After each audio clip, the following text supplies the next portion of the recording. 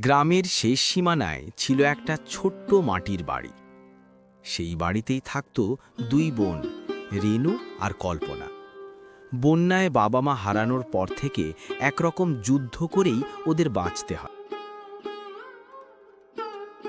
এত দেরি করলি কেন কল্পনা? রোদ উঠে গেছে, আমি চিন্তা করছিলাম। দিদি, শিবানী কাকিমা পুড়ে গিয়েছিল, ওনাকে না উঠিয়ে আসতে পারিনি। রেনু কিছু বলল না।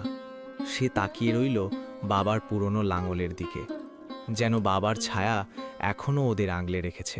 কেমন আছিস মা রেনু? একা একা খুব কষ্ট করছিস না? এই বাড়ি আর জমিটা আমাদের নামে করে দিলে আমরা তোদের আমাদের বাড়িতে নিয়ে যাব। কাকা, যা আছে তাই নিয়ে আমরা ভালো আছি। ৩ জন চলে গেল, কিন্তু কল্পনার বুকের ভেতর ভয় ঢুকে পড়ল। দিদি, ওরা কি আমাদের জমিটা নিতে চায়? আমি থাকতে সেটা হবে না।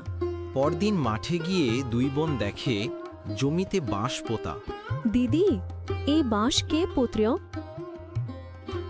এই জমিতে আমাদেরও অধিকার আছে, চুপচাপ দিলে ভালো, না হলে কাগজে সব বদলে যাবে। ভয় দেখিয়ে লাভ নেই, আমরা দুর্বল হতে পারি কিন্তু ভীত নই। ন্যায় চাইতে তারা গেল গ্রাম প্রধানের কাছে। গ্রামবাসীরাও জড়ো হলো। আমাদের জমি জোর করে নিতে চাইছে। আমরা অনাথ কিন্তু অসহায় নই। আগামীকাল পঞ্চায়েতে বিচার হবে। সেই রাত ছিল খুব ভারী। ভয় আর স্মৃতিতে ভিজে ছিল ঘর।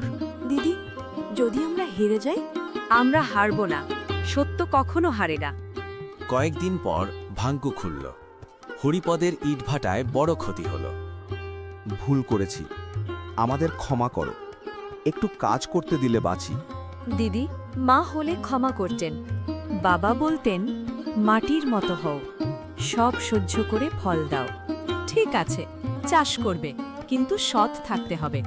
সূর্যাস্তের আলোয় মাঠে দাঁড়িয়ে দুই বোন বুঝল, মাটি কখনো বিশ্বাসঘাতকতা করে না, যদি মানুষ তাকে আঁকড়ে ধরে।